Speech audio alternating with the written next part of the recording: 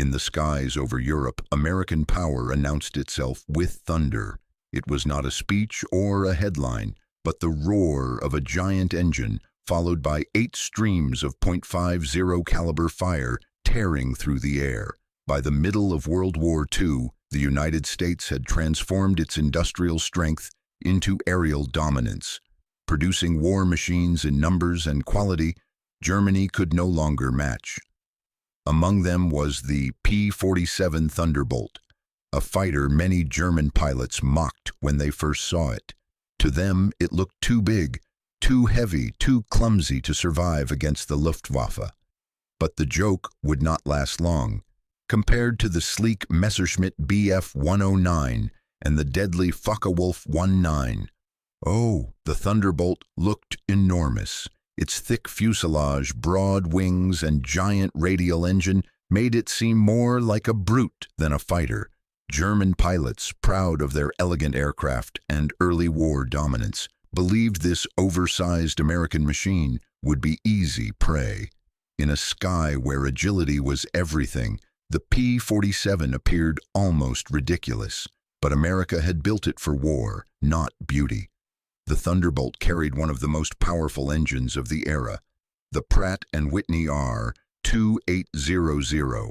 It gave the aircraft tremendous speed and raw strength. While lighter German fighters could turn tighter, few could match what happened when the P-47 entered a dive. Its heavy frame, once laughed at, became a weapon. Gravity turned the Thunderbolt into a missile, accelerating with terrifying force. German pilots who attacked too confidently often found the slow American brute suddenly disappearing below them, then climbing back into battle with speed they never expected. Then came the real shock: firepower. The P-47 carried 8 Browning .50 caliber machine guns, 4 in each wing. When they fired together, they unleashed a storm of bullets capable of shredding fighters in seconds. Wings tore apart, engines were punctured, cockpits shattered, and fuel tanks erupted. German pilots who thought they were closing in on an easy target instead flew into one of the deadliest gun platforms in the sky. What made the Thunderbolt even more feared was its toughness. Many fighters of the era were deadly, but fragile. The P-47 was different.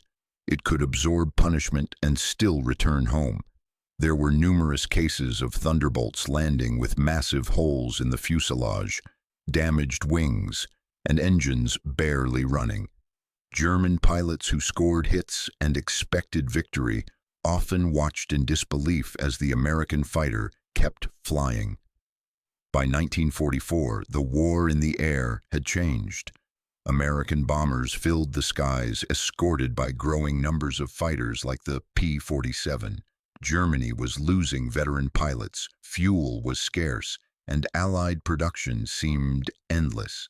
The Thunderbolt became more than just another enemy aircraft. It became a symbol of American momentum.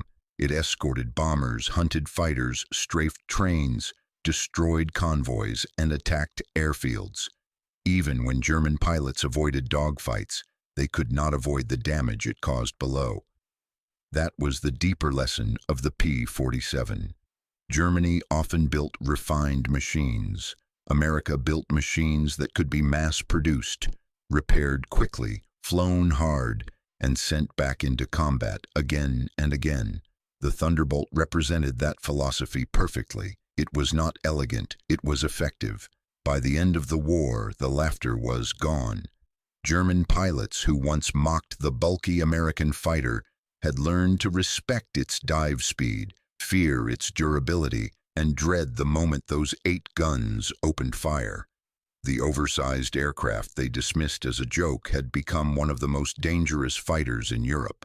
There was something unmistakably American about the P-47 Thunderbolt. Others chased perfection. America built power. Others sought style. America sought victory. And for the German pilots who laughed too soon, the final answer often came from above, an engine roaring through the clouds, followed by 8.5s raining lead.